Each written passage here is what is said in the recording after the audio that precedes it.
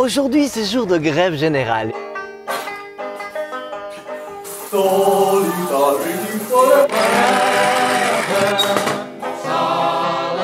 Et vous savez à quoi on le reconnaît? Au chant des partis de droite et du patronat dans les médias. Le chant de la peur. Si je comprends bien, vous dites dénoncer la démarche syndicale comme irresponsable. C'est ça que vous dites ce matin, Peter Timmermans. C'est difficile à comprendre. C'est très difficile à comprendre. Peur qu'on s'attaque à une loi qui protège les actionnaires, la loi sur la norme salariale.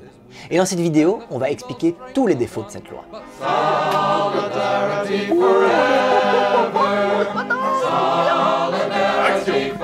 Quand on se rend sur le site des syndicats, on voit immédiatement les enjeux de la grève.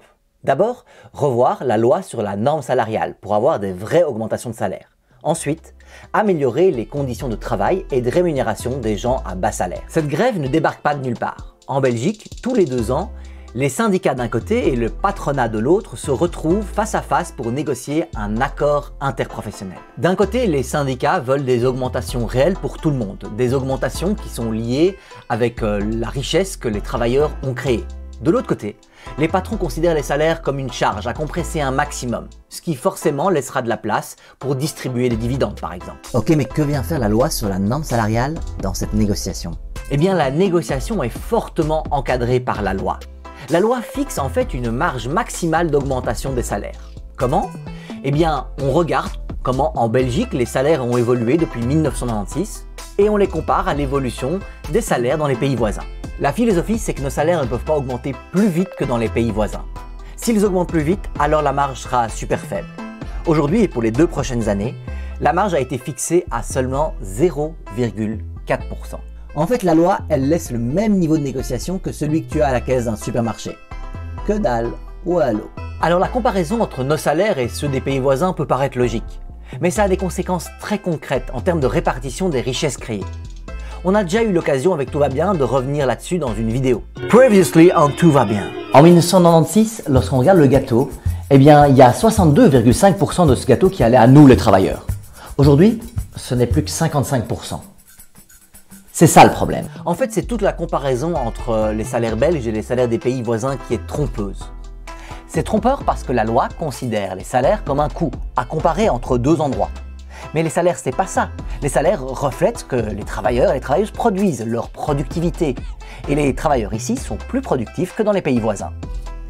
C'est trompeur aussi parce que la loi compare les salaires payés mais sans tenir compte des réductions de cotisations sociales et des subsides salariaux que les entreprises reçoivent. En fait, c'est un peu comme si les travailleurs belges étaient soldés à moins 20%, les travailleurs des pays voisins à moins 10%, et qu'en fait on s'en fout, on faisait comme s'il n'y avait pas de solde. La loi sur la norme salariale fait exprès de cibler les salaires. En fait, les patrons considèrent les salaires comme un coût. Mais alors, les dividendes distribués aux actionnaires, c'est aussi un coût. Si on appliquait la loi non plus aux salaires, mais aux dividendes, qu'est-ce que ça donnerait?